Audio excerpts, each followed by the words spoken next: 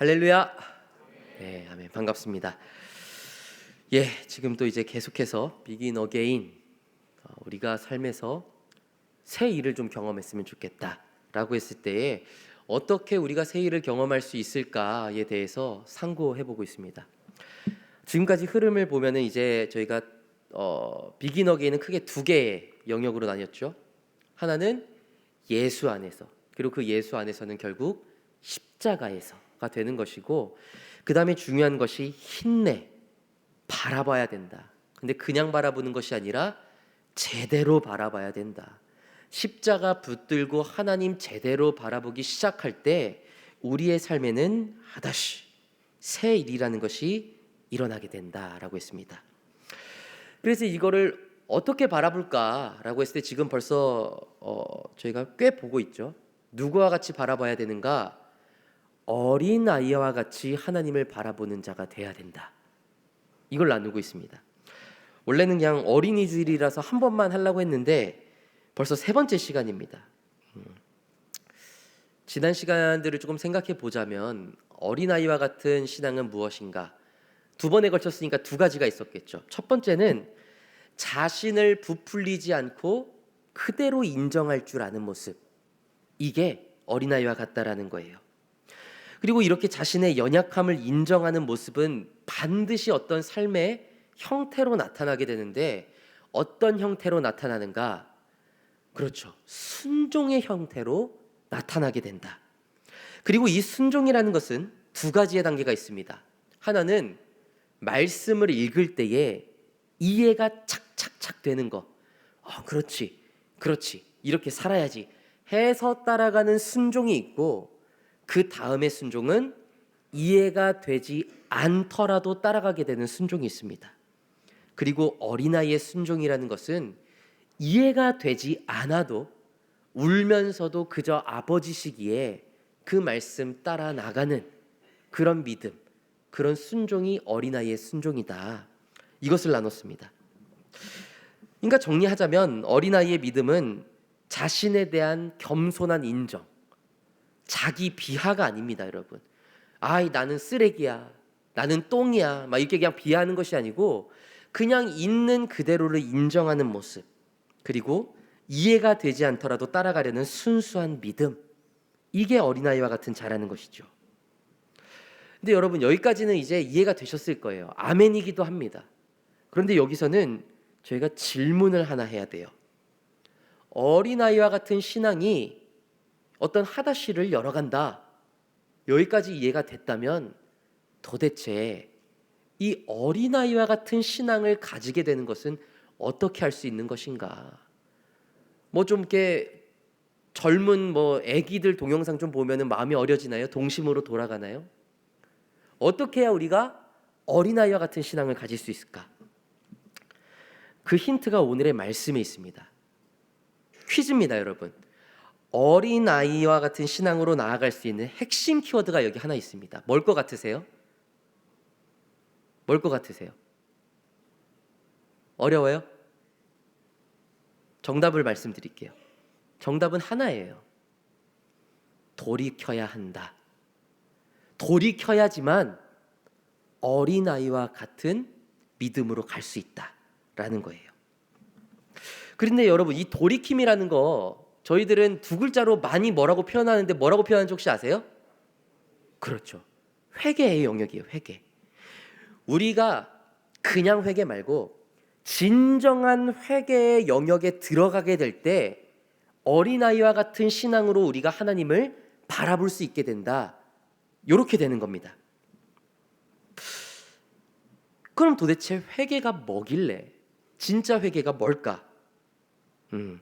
이 시간에는 그래서 그냥 우리가 피상적으로 아는 회개, 그냥 하나님 잘못했습니다, 이런 회개 말고 성경이 말하는 진짜 회개는 무엇인가? 이걸 그냥 오늘 확 파버리려고 합니다, 여러분. 그래서 진짜 회개가 무엇인지 적어도 알아야 회개할 수 있을 거 아니에요. 오늘은 이 회개를 좀 깨닫기를 원합니다. 이 회개는요, 성경에서 크게 네 가지의 단어로 볼 수 있어요. 구약에서 두 가지의 단어가 있고 신약에서 두 가지 정도가 있습니다. 그게 뭐냐면 이렇게 볼 수 있습니다. 구약에 두 가지가 있고 신약에 두 가지가 있는데, 먼저는 좀 구약부터 하나하나 살펴보려고 해요. 먼저는 좀 이 아래 거를 보려고 하는데, 구약에서 말하는 회개가 뭐냐? 이거를 니함이라고 있습니다. 니함. 근데 이게 뭐냐면 한숨 쉬다라는 뜻이에요. 한숨 쉬다. 탄식하다. 가슴을 치다. 그러니까 감정적으로 내가 너무 괴로운 상태를 니함이라고 합니다. 쉽게 말하면 회개라는 것은 무엇인가? 내가 지은 어떤 행위 때문에 괴로워서 참을 수 없는 상태, 그것을 회개라고 보는 거예요. 하나님이 은혜를 많이 주셨죠. 그런데 하나님이 은혜를 주셨는데도 내가 왜 이렇게 됐을까? 후회하는 상태입니다. 그러면 뭐를 후회하게 될까? 뭐가 도대체 후회가 될까? 두 가지가 있습니다. 하나는 우리 삶에서의 후회예요. 삶에서의 후회. 이렇게 안 했더라면 저렇게 될 수 있었을 텐데, 내가 이걸 안 했더라면 저렇게 결과가 바뀌었을 텐데, 내가 이렇게 하지 않았더라면 저 사람이 상처받지 않았을 텐데, 내가 너무나 큰 실수를 했구나. 내가 괴로운 것. 이게 첫 번째, 삶에서 드러나는 니함입니다. 두 번째의 괴로움이 있어요. 그것은 존재론적인 괴로움입니다. 내가 별로 잘못한 게 없는데 하나님 앞에 선 것만으로 내가 너무나 괴로운 거예요. 나의 작은 몸 안에 있는 모든 티끌들이 하나님 앞에서 다 드러나면서, 에고에임에 보면은 예수님이 나는 세상의 빛이다라고 했을 때, 빛은 보이지 않는 것을 밝히는 힘이라고 했습니다. 난 아무것도 안 했어요. 그러면 나는 깨끗한 줄 알았습니다. 근데 하나님 앞에 섰더니 내가 아무것도 안 해도 내가 썩어가는 존재라는 것을 보게 되는 거예요. 하나님과 함께 할 수 없구나 라는 것을 본능적으로 깨닫게 되는 겁니다. 제가 어젯밤에 제가 책상 정리를 잘 안 하는 편이거든요. 귤이 하나가 있는 거예요. 귤이 언제부터 있었는지도 모르고 그냥 귤을 깠는데 되게 이렇게 메말랐더라고요. 근데 마를수록 향이 더 향긋해요. 귤이 희한하게. 먹고 싶어서 입에 딱 넣는데 여러분, 귤에서 술 맛이 납니다. 너무 오래돼가지고 발효가 돼버렸어요. 그래서 제가 먹자마자 뱉었죠. 뱉었는데 이게 무슨 소리예요? 귤은 한 게 아무것도 없어요. 가만히 있었는데 먹을 수 없는 지경이 돼버린 거예요. 우리들의 존재가 그렇다라는 거예요. 나 죄 지을 만한 거 아무것도 안 했는데요, 깨끗한데요, 시간이 흐르면 그냥 더러워지는 게 우리 인간의 어떤 존재라는 것입니다. 존재가 그렇게 돼 있어요. 왜냐? 사람에게는 죄성이라는 것이 있기 때문에 가만히 있어도 죄를 향해서 점점 가까워지는 거예요. 가만히 있어도 죄를 향해서 하나님과 멀어지는 겁니다. 그래서 하나님 앞에 섰더니 그냥 마음이 괴로운 상태, 이것이 니함이죠. 다시 말하면 내가 한 행동 때문에 혹은 하나님 앞에 섰을 때에 느껴지는 나의 너무나 초라함, 그것들이 괴로운 상태가 니함이다. 그런데 구약에서는 이 니함을 회개하다라고 써요. 근데 엄밀히 말하면 이것이 완전한 회개라고 볼 수는 없습니다. 왜냐? 이 후회하는 감정 자체는 잘못을 인정하는 데까지는 가더라도 상대방과 관계 회복까지는 가지 못하기 때문이에요. 좀 더 정확하게 보면은 여러분도 대충 알잖아요. 회개하면은 누구한테 하는 거예요? 하나님께 하는 거잖아요. 하나님, 제가 죄를 졌습니다. 하나님께 회개를 하는 건데, 니함은 내가 죄를 졌구나 해서 끝나버리는 거예요. 하나님까지 나간다 못 나간다, 못 나가는 상태가 니함이에요. 후회는 용서를 구하는 것과는 전혀 다른 것입니다. 후회는 그 대상이 상대방을 향하지 않습니다. 나에게서 끝이 나는 후회예요. 내가 왜 그랬을까? 내가 그러면 안 됐는데, 모든 것이 나에게서 벗어나지 못하는 상태입니다. 상대방에게 용서를 구한다거나 실질적인 변화가 일어난다거나 내 내면의 어떤 이 방향성이 바뀌는 것을 의미하는 것이 아니에요. 또 내가 잘못해버렸어. 괴로운 상태. 그런 의미에서 후회라는 감정은 하나님을 향한 회개라기보다는 내 스스로에서 끝나버리는 한계가 명확한 단어라는 것입니다. 예를 들어보죠. 가룟 유다가 있습니다. 여러분, 가룟 유다, 예수님을 팔아넘긴 예수님의 12제자 중에 한 사람, 유명하죠. 근데 이 가룟 유다가 예수님을 팔아넘겼다는 것만으로 양심의 가책을 받고 너무 괴로워하다가 스스로 목숨을 끊습니다. 근데 그 장면에 재미난 장면이 나와요. 네, 여기서 보면은 자, 가룟 유다입니다. 가룟 유다가 3절에 보면 스스로 뭘 했대요? 뉘우치다. 우리는 이걸 회개라고 하잖아요. 그 다음에 그냥 내가 죄졌네 이 정도 수준이 아닙니다. 4절에 보면 내가 무죄한 피를 팔고 죄를 범하였도다. 명확하게 자기가 무슨 죄를 저질렀는지 알아요. 그리고 뉘우쳤다라고 했잖아요. 회개의 단어를 쓰는 거예요. 그런데 가룟 유다는 진정한 회개라고 볼 수 있는가? 회개라고 볼 수 없다라는 것입니다. 왜? 하나님 앞까지 나가지 못했기 때문에. 자신이 잘못했던 그 상대방, 아파하고 있는 상대방에게까지 나가가지 못했기 때문에 이거는 개인적인 후회에서 끝나는 거예요. 이 본문 말씀의 스스로 뉘우쳐를 히브리어로 바꾸면 정확하게 니함입니다. 니함. 하나님께까지 나갔다 못 나갔다? 못 나간 거예요.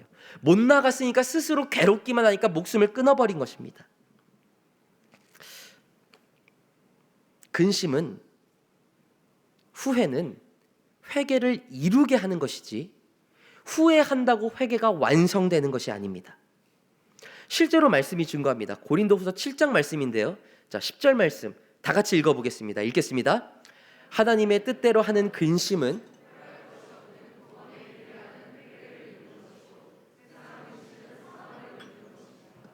아멘. 네. 여기서 명백하게 나오죠. 근심, 후회죠. 내 스스로 하는 근심은 회개를 완성시키는 것이 아닙니다. 오히려 구원에 이르게 하는 회개를 이루는 것이다. 회개의 시작점이 된다라는 거예요. 내가 괴롭다. 이것은 후회의 시작점이 되는 것이 시작점이 되는 것이지 내가 괴로웠으니 나는 회개 다 했어 라고 말할 수 없는 지점이라는 것입니다. 사랑하는 청년 여러분, 가끔 신앙생활을 하다 보면은 후회해서 회개 기도가 끝나는 분들이 있습니다. 그러나 죄송하지만 이것은 회개가 아닙니다. 야, 오늘도 내가 죄를 지어버렸구만. 야, 오늘 하루 참 후회스러워. 내일은 또 잘하면 되지. 그러면서 그냥 잠에 드는 거. 야, 내가 왜 그랬을까? 그러지 말았어야 되는데. 또 내가 실수해버렸구만. 이것은 여러분 그냥 하루에 대한 반추예요. 반추. 되돌아보는 겁니다. 이것이 어린아이의 신앙을 향해서 가는 진정한 회개는 아니라는 거예요. 진짜 회개를 할 때만이 자신이 하나님 앞에 아무것도 아님을 진정으로 인정할 수 있는 길이 열리게 돼요. 자, 그러면 그냥 후회, 니함에서만 회개가 완성되지 않는다고 했습니다. 그러면 진짜 회개로 나가는 어떤 또 다른 단어들은 뭐가 있을까요? 두 번째 단어입니다. 이 단어는 뭐라고 읽냐면 여러분 슈브라고 있습니다. 슈브. 짧게, 부는 짧게 슈브. 네, 슈브. 이게 진짜 회개의 하나의 모습이에요. 이 슈브는 회개라는 뜻으로 구약에서 무려 1000번 이상 쓰인 단어입니다. 굉장히 중요한 단어라는 거예요. 그러면 이 슈브는 도대체 뭘까? 말씀으로 보여드리겠습니다. 말씀으로. 자, 핵심 이스라엘아 뭐하라? 돌아오라. 돌아오라. 이게 차이가 있는 거예요. 니함은 내가 괴로워서 방 안에서 눈물 뚝뚝 흘리고 방문 잠그고 안 나오는 거예요. 근데 슈브는 뭐냐? 방문을 열고 누구에게로? 하나님께로 돌아가는 겁니다. 내가 죄송한 대상에게로 돌아가서 죄송하다고 말할 수 있는 용기, 그게 회개의 시작이라는 거예요, 여러분. 이게 굉장히 중요한 겁니다. 삶의 태도, 모습, 이것이 바뀌어가는 것이 슈브예요. 니함이 마음이 쓰리고 끝나는 것이라면 슈브는 사과하러 가는 행위입니다. 미함이 내 가슴에 찢어짐이라면 슈브는 상대방에게 용서를 구하러 가는 발걸음입니다. 니함이 내 안에서 끝나는 행위라면 슈브는 실제로 상대방을 마주 보는 것입니다. 여러분, 회개의 포인트가 뭔지 느껴지세요? 보이세요? 죄송한 대상이 확실하게 존재하는 게 회개의 핵심이에요. 확실하게 내가 죄송한 대상이 앞에 있어야 되는 거예요. 메인으로는 하나님께 죄송해야죠. 근데 이 슈브는 뭐냐? 하나님께 죄송합니다를 넘어서요. 이거는 아까 전에 제가 두 가지 후회가 있다고 했잖아요. 하나님 앞에 죄송하다. 슈브는 하나님께로 돌아가야죠. 두 번째 슈브는 뭐냐? 내가 잘못한 사람이 있잖아요. 그 사람에게 찾아가서 내가 미안했어. 그 사람에게로 돌아가는 것. 거기까지가 슈브입니다. 전 이게 굉장히 중요한 거라고 봐요, 여러분. 내가 피해를 입히거나 상처를 입힌 사람에게 용서를 구할 수 있는 용기, 그것까지가 회개인 거예요. 여러분이 어디 비싼 물건을 훔쳤어요. 그리고 나서 야, 나는 정말 나쁜 사람이야. 앞으로는 도둑질하지 말아야지. 딱 훔친 물건 딱 여기 가슴풍에다 넣어놓고 집으로 돌아가면서 다시는 물건 훔치지 말아야지. 나는 나쁜 사람이야. 미함에서 끝나는 게 아니고 슈브는 뭐냐? 내가 훔친 거 꺼내 들고 가게로 돌아가는 거예요. 훔친 거 두고 훔친 거 가슴품에 품고 야, 내가 정말 범죄했구나. 교회 가서 회개해야지. 하나님, 제가 물건을 훔쳐버렸습니다. 여기서 회개가 끝나는 게 아니에요. 실제로 피해가 입힌 사람까지 나아가는 것이 회개라는 겁니다. 죄에 대한 인식도 있죠. 하지 말아야겠다는 다짐도 있죠. 그런데 확실히 용서를 구하는 행위가 없으면 하나님이 인정하는 회개라고 보기 어렵다라는 거예요. 전 이렇게 생각합니다. 왜 교회라는 것이, 회개하는 사람들이 모였다라는 것이 그토록 상처가 많은 것일까? 이 회개가 미함에서 끝나버려서 그래요. 하나님께만 용서 구하고 끝나서 그래요. 그 사람에게 가서 사과하지 않기 때문에. 나 하나님께 회개했는데, 하나님이 괜찮댔는데, 하나님이 나 여전히 사랑한다고 했는데, 내가 하나님께 용서받았는데 뭐 하니까 교회가 아픈 거예요, 여러분. 이런 경험이 있었어요. 제가 여기서 얘기했는지 모르겠어요. 어딘가에서 얘기했는지 기억이 안 나. 제가 전전교회에서 있는데 대예배 시간에 난리가 났습니다. 바바바바방 소리가 나요. 딱 나갔는데 어떤 권사님이 후진을 하다가 악셀을 그냥 풀악셀을 밟으셨어요. 차 7대를 그냥 바바바바방 도레미파솔라시도 그냥 다다다다다 긁어버렸어요. 그래가지고 나왔는데 이제 막 보험 부르고 난리가 난 거죠. 그래가지고 막 어떡해요, 막 땀 삐질삐질 흘리면서 막 이러고 계시는데 그 사람들이 막 우르르 나올 거 아닙니까? 그때 제가 그 권사님의 말을 잊지를 못해요. 보험 불렀으니까 한마디도 하지 마. 딱 그러는 거예요.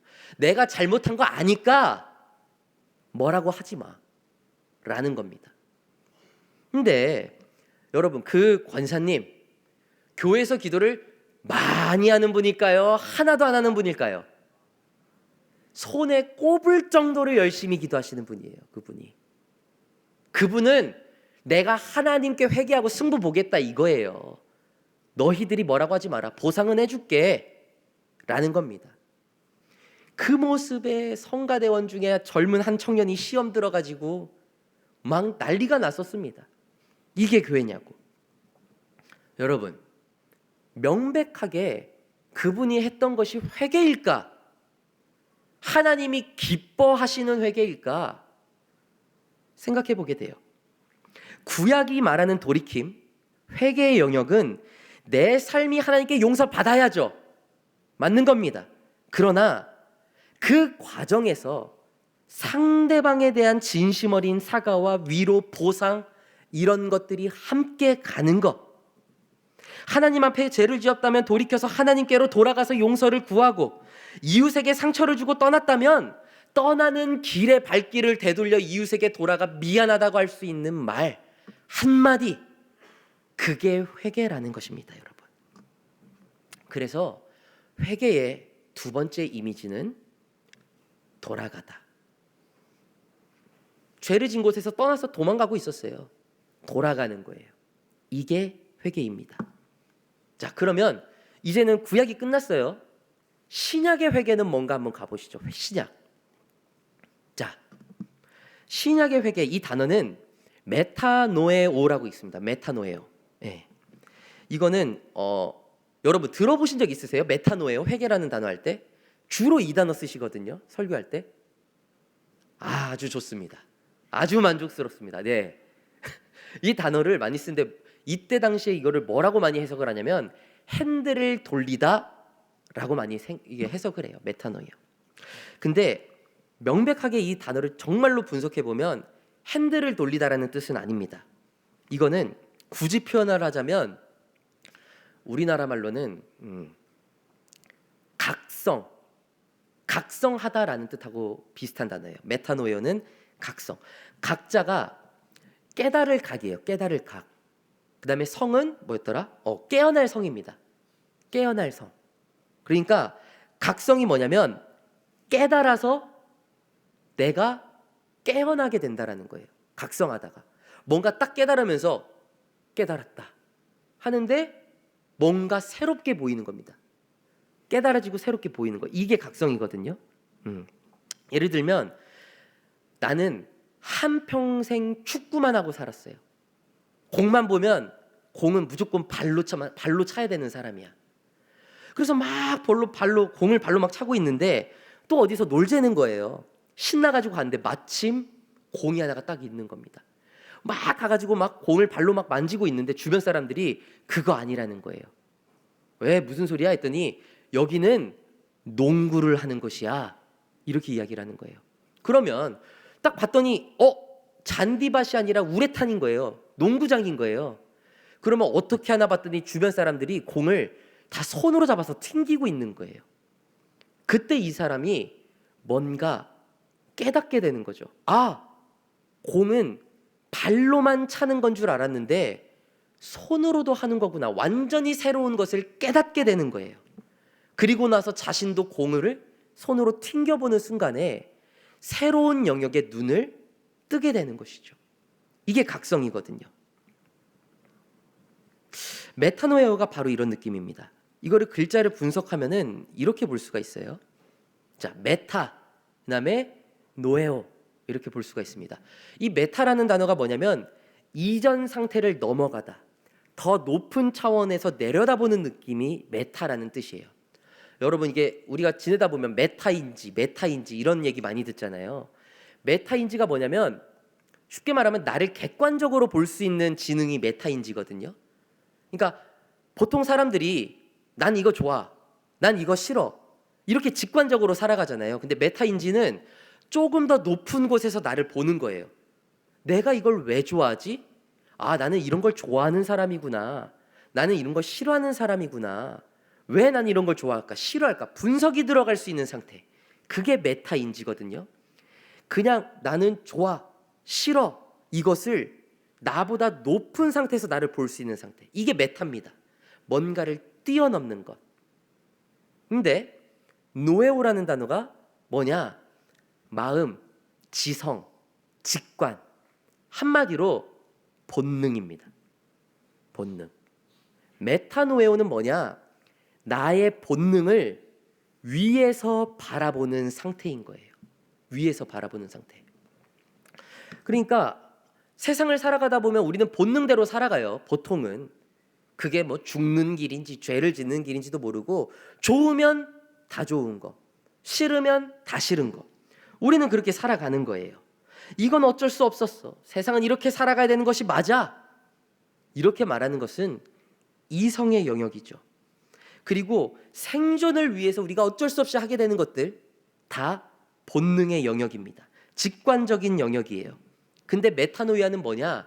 어느 순간 본능으로 살아가는 내 삶이 조금 더 높은 곳에서 보이기 시작하는 거예요. 본능으로 살아가는 내가 맞는가? 이게 보이기 시작하는 상태인 겁니다. 더 멀리서 인생이라는 것을 바라보고 더러운 본능 말고 더 숭고한 어떤 체계와 시스템, 나의 삶을 넘어서는 어떤 새로운 뭐라고 해야 되나? 어떤 영역, 그 생각이 안 나네 단어가. 나보다 더 넓고 숭고한 영역이 있음을 깨닫게 되는 순간, 그게 메타노에오라는 거예요. 마치 축구만 알던 사람이 농구라는 것을 깨닫게 되듯이, 새로운 법칙을 깨닫듯이 그냥 남들이 살아가는 방식으로 계속 살아가고 있었는데 그 인생 안에서 신앙이라는 영역이 있고 영적인 영역이 있고 하나님이라는 영역이 있음을 깨닫고 다시금 내 본능을 바라보게 되는 순간, 그게 메타노에오, 그리고 그게 곧 회개의 순간이라는 거예요. 좀 어렵습니다. 근데 여러분, 회개라는 것은 쉽게 말하면 뭐냐, 내가 잘못한 것, 내가 실수한 것만 후회한다고 끝나는 게 아니라 뭐냐, 왜 나는 후회를 할 수밖에 없는 존재인가? 왜 나는 반복해서 같은 실수를 저지르는가? 그것을 나의 위에서 바라보기 시작하는 거예요. 위에서 바라봤더니 나의 인생이라는 것에는 죄성이 있네. 그리고 그것을 벗어나는 길에는 하나님이라는 곳이 있네. 내가 그냥 본성대로 살아갈 때는 보이지 않았던 것들이 보이기 시작하는 상태. 그동안 너무 당연했고 생각 없이 살아갔던 모든 한순간순간이 새로운 기준으로 바라봐지기 시작하고 재해석이 되는 순간, 그것이 메타노에오입니다. 그래서 회개는 뭐냐, 지금까지 내가 잘못 살았구나, 그러니까 한 섭관만 놓고 내가 이거는 그러면 안 됐었는데, 이걸 뛰어넘어서 내가 잘못된 방식으로 살아가고 있었구나라는 것을 처절하게 깨닫게 되는 것, 그것이 메타노에오입니다. 그래서 이것은 깨닫다. 회개는요, 여러분, 깨닫는 거예요. 깨닫는 거. 잘못했다. 내일도, 오늘도 잘못했다. 내일도 잘못했다. 모레도 잘못했다. 계속 잘못했다만 반복하다 보니까 어느 순간에 깨닫게 되는 거예요. 내가 잘못 살고 있었구나. 한 번의 실수였다고 생각했고, 다음엔 안 그럴 수 있다고 생각했고, 근데 그것이 반복되다 보니까 하나님 앞에 깨달아지는 겁니다. 나는 진짜 죄인입니다. 그것이 회개의 영역이라는 거예요. 자, 마지막입니다. 마지막은 에피스트레포라고 있습니다. 그냥 스트레포라고도 많이 발음을 하는데, 여기서 이제 우리가 많이 아는 회개의 뜻이 나옵니다. 방향을 바꾸다. 이게 스트레포예요. 메타스트레포, 에피스트레포. 그러니까 인생의 방향을 그냥 바꿔버리는 모습, 그리고 방향만 바꾸는 것이 아니라 바꾼 방향으로 걸어가기 시작하는 것, 이게 스트레포입니다. 실제로 성경에서는 그래서 이 스트레포를 회개라고 번역하기보다 더 확실한 단어를 써서 많이 표현을 해요. 그게 뭐냐? 사도행전 3장 19절 말씀 한번 다 같이 읽어보겠습니다. 읽겠습니다. 그러므로 너희가 회개하고 돌이켜 너희 죄 없이 함을 받으라. 이같이 하면 새롭게 되는 날이 주 앞으로부터 이를 것이요. 아멘. 죄 없이 함을 받는다라는 게 결국 회개거든요. 근데 이 회개가 뭐라고 표현을 하느냐? 돌이키는 것이다. 돌이키는 것이다. 여기서 쓰인 게 스트레포입니다, 여러분. 그냥 나 죄인이네. 여러분, 이 단계가 조금 뭐라고 해야 돼? 그려지셔야 돼요. 1번 단계. 나 이거 실수했어. 내일은 안 해야지. 이거 무한 반복해서 살아가는 삶. 이게 1단계. 2단계는 그냥 나 오늘도 실수했어 했는데 가서 사과할 줄 아는 삶. 3단계는 그게 계속 반복되다 보니까 내가 잘못 살고 있었구나, 깨달아지는 삶. 마지막은 뭐냐? 깨달아졌으면 다르게 살아가기 시작하는 삶. 완전히 돌이켜서 방향을 바꿔서 가는 삶. 그것이 마지막 회개, 스트레포라는 것입니다, 여러분. 여러분, 이 말씀도 있네요. 네, 여기도 보면은 하나님께로 돌아와서. 네, 이게 또 스트레포입니다. 네, 어쨌든 실제로 내 삶이 완전히 바뀌어 버리는 거. 슈브랑은 다른 겁니다. 슈브는 내가 실수한 사람한테 찾아가서 사과하는 것이라면, 이거는 그 사람한테 가서 사과하는 게 아니고 내 인생 자체가 바뀌어 버리는 거예요. 완전히. 그게 스트레포입니다. 회개는 여기까지 나아가야 회개라고 할 수 있는 거예요. 여러분 생각해 보시죠. 여러분이 부산을 가야 돼요. 부산을 가야 되는데 막 내비도 막 500m 앞에 우회전입니다. 얘기를 해주고 있어. 막 여기 여기 뭐라고 하지? 이정표도 계속 막 부산 우회전 계속 적혀져 있어. 그때 야 우회전 해야지. 근데 부산 이 우회전 나가는 거 지나치면서 야 부산 우회전 해야지. 이러면서 그냥 지나가면 어떻게 돼요? 부산 가요 못 가요? 못 가는 거예요. 야 부산은 우회전을 해야 되는 거구나. 알았으면 핸들을 어떻게 해야 돼요? 꺾어야 되는 거예요. 꺾기만 하는 게 아니에요. 꺾은 상태에서 악셀을 밟아서 실제로 나가야 됩니다. 그래야 부산까지 가는 거예요. 우리가 하나님의 나라를 경험한다고요? 하나님께로 간다고요? 예수님께로 나아간다고요? 어떻게 나아가실 건데요? 죄인 된 자리에서 방문 걸어 잠그고 오늘도 후회, 내일도 후회, 그러면 예수님이 찾아오시겠죠. 언제까지 기다릴 거예요? 더 확실한 방법이 있으니 예수님을 찾아가는 것인데, 그 찾아가는 방법이 뭐냐? 그냥 깨닫는 자리에서 멈춰 있는 것이 아니라 예수님께로 내 삶의 핸들을 바꾸고 뒤틀고 틀어버리고 엑셀을 밟으라는 겁니다. 전심전력으로 예수님을 향해서 달려나가는 삶까지 나아갈 때 얘가 진짜로 회개하는구나가 된다라는 것이죠. 여러분, 그래서 이 스트레포는 돌아가다랑은 약간 다르게 돌이키다의 영역까지 있는 것이에요. 중요한 것은 이 네 가지가 활발하게 안에서 유기체적으로 작동하기 시작할 때, 그러니까 하나만 막 지킨다고 해가지고 회개가 완성되는 것이 아니라 이것이 완전히 내 삶에서 자동으로 막 돌아가기 시작할 때, 그때 우리는 회개하는 삶을 살고 있다라고 말할 수 있는 것입니다. 제가 방금 전에도 얘기했지만은 가장 좋은 흐름은 저는 이거 같아요. 니함에서 슈브로, 슈브에서 메타노에오로, 메타노에오에서 에피스트레포로, 이렇게 가는 것이 회개의 가장 올바르고 하나님이 가장 기뻐하시는 그런 것이 아닐까, 그런 회개가 아닐까 생각을 합니다. 회개가 어떻게 되느냐? 니함, 일단은 내가 진 죄에서 철저하게 아파해야죠, 여러분. 근데 니함이 생각보다 여러분 별거 아닌 것 같잖아요. 되게 뭐라고 해야 돼? 첫 번째 단계니까 별거 아닌 것 같죠? 여러분 계속 회개하잖아요. 더 이상 니함조차 안 될 때가 많아요.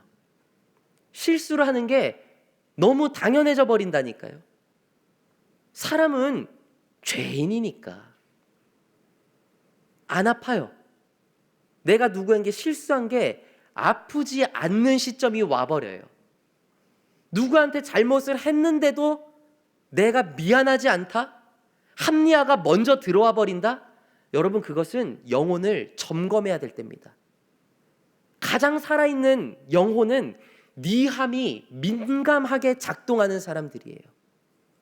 여러분 진짜로 이게 이 어린아이 같은 사람으로 나간 사람이 회개로 간다고 하잖아요. 어느 정도냐면 남들은 괜찮아, 남들은 아무렇지도 않은데 옆에서 진짜 괜찮은 거 맞아? 한 번 더 신경이 쓰이는 거예요. 왜? 혹시라도 내가 실수했을까 봐. 그게 상대방을 바라보면서 나를 온전히 바라봤을 때에 혹시라도 내가 죄를 짓지 않았을까 염려하는 제대로 된 니함의 영역인 겁니다. 사실 우리는 니함부터 시작해야 되는 존재들이에요. 그런데 니함에서 끝나면 안 된다라는 거예요. 깨달았다면 돌아가야 됩니다. 누구에게로?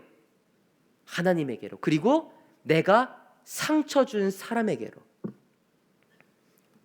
자존심이 상해서 못 가는 사람들이 많죠. 자존심이 상해서. 제가 그런 사람 많이 봐요.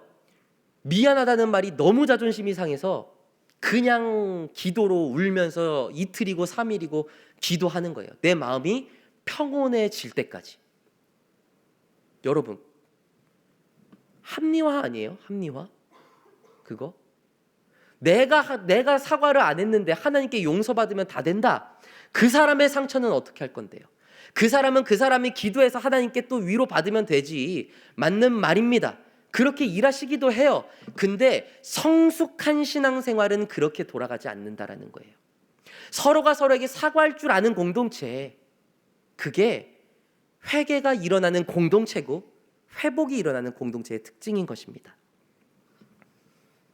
그리고 나서 서로가 서로를 회개하고 서로에게 신경 쓰고 다 같이 하나님을 부르짖을 때 그때는 슈브가 일어나는 것이에요. 그러나 그것만 계속 반복해서 죄 짓고 눈물 흘리고 죄 짓고 눈물 흘리고만 반복하면 그 다음 단계로 못 나가요. 공동체가 그 다음 단계로 나아가려면 뭐가 돼야 돼요? 메타노에어가 돼야 되는 거예요. 우리들이 그냥 죄를 지었다 해서 끝나는 것이 아니라 죄를 지을 수밖에 없는 존재들이구나. 우리 공동체가 고백이 돼야 됩니다. 그리고 나서 마지막으로 우리들은 함께 핸들을 돌려야 돼요. 하나님께로, 예수님께로 돌려야 되는 것입니다. 이게 진정한 회개의 모습이죠. 그리고 이렇게까지 갈 때에 돌이켜 어린 아이와 같은 신앙이 될 수 있는 것입니다. 사랑하는 우리 다드림 청년 여러분, 제가 2주 동안 어린아이와 같은 신앙이 하다쉬와 가장 가까울 수 있다라고 이야기를 했습니다. 제가 거의 호언장담을 했어요. 저는 여전히 여기에는 한치의 의심도 없습니다. 정말 어린아이와 같은 신앙으로 가면 기적은 일어나는 거예요. 말씀이기 때문에. 근데 왜 우리의 삶에는 놀라운 기적이 없어요? 간단합니다. 어린아이와 같은 신앙을 가지지 못하기 때문이에요.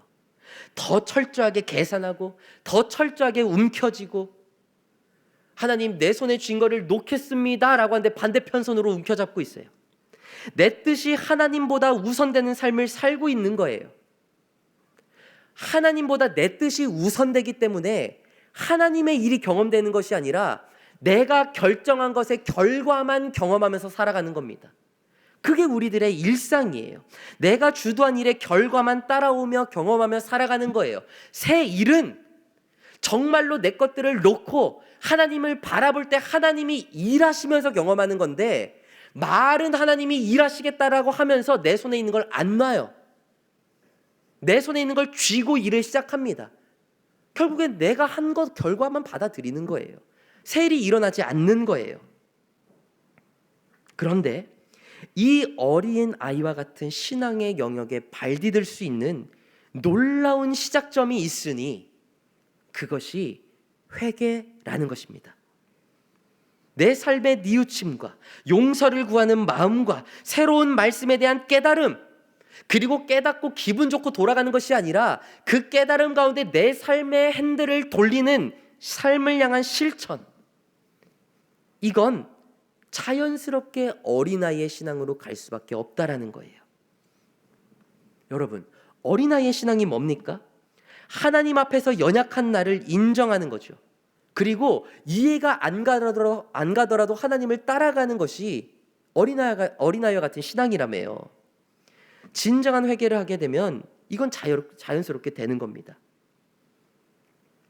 내가 뉘우친다, 괴롭다, 용서를 구한다, 이것이 진짜로 내 삶에 이루어지기 시작하면 하나님 앞에 섰을 때 나는 아무것도 아닙니다라고 말할 수밖에 없어요. 당연한 거 아니에요? 회개했습니다, 니암했습니다, 슈브했습니다. 하나님 앞에 서면 내가 아무것도 아니라고 말할 수밖에 없다니까요. 빛 대신 주님 앞에 섰더니 내 삶에 있던 죄악 덩어리들이 가득가득 내 몸에 가득가득 붙어 있는 게 보이는 거예요. 당연한 겁니다. 그런데 그 앞에서도 감히 어떻게 하나님 나는 I am something, 어떻게 말할 수가 있냐고요. 정말로 내가 가슴 아파하면서 하나님 앞에 나가면 나는 아무것도 아니라는 것이 나올 수밖에 없어요. 그런데 그렇게 되는 순간에 I am nothing, 그것이 진정한 나의 무익함을 인정하는 어린아이의 신앙으로 자연스럽게 연결이 된다라는 겁니다. 회개를 하면 갑자기 내가 어린아이 같아지는 게 아니에요. 회개를 하면서 어린아이의 신앙의 영역으로 들어가 버리는 겁니다. 다른 회개도 그런 거예요. 내가 무익함을 인정했어요. 나는 정말 메타노이아 한 거예요. 아, 나는 죄를 지을 수밖에 없구나. 뭔가 내가 쥐고 내 삶을 흔들려고 하면 거기엔 반드시 아픔이 있구나, 상처가 있구나, 누군가 다치는구나, 내가 다치는구나 깨달았어요. 그러면 어떻게 되는 줄 아세요? 자연스럽게 내 길을 내가 개척하려고 할 생각이 안 드는 거예요. 왜? 내가 내 길을 개척했다간 어떻게 될지 뻔히 보이니까. 그때부터 우리의 삶에는 새로운 길이 보이기 시작합니다.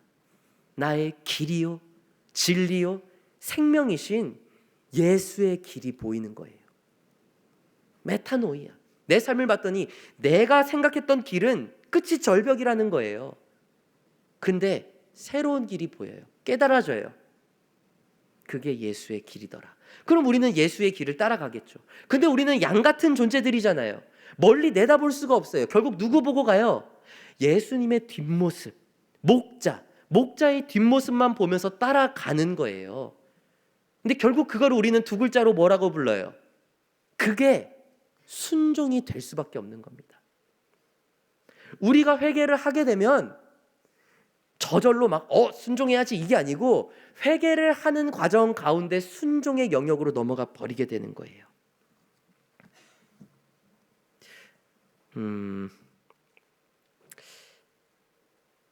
말씀을 마치겠습니다. 요거는 넘어갈게요. 네. 말씀을 마칩니다. 여러분, 한 주 어떤 삶을 살아오셨습니까? 다가올 한 주는 철저한 회개 가운데 신앙으로 돌아가시기 바랍니다. 그리고 이 회개의 신앙 가운데 어린아이와 같은 신앙으로 예수님께 나아가십시오.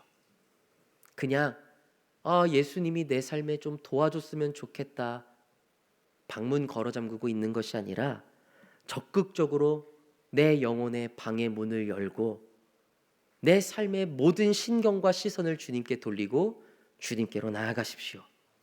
그곳에는 양의 문이 되시고 우리를 살리시는 생명의 떡 되신 예수님이 우리를 기다리고 계십니다. 이번 한 주는 이 회개 가운데 더 하나님이 원하시는 신앙의 자리까지 나아가셔서 온전한 구원을 이뤄나가는 우리 청년들 되시기를 주님의 이름으로 간절히 축원합니다. 저 이 시간에 찬양 하나 했으면 좋겠습니다.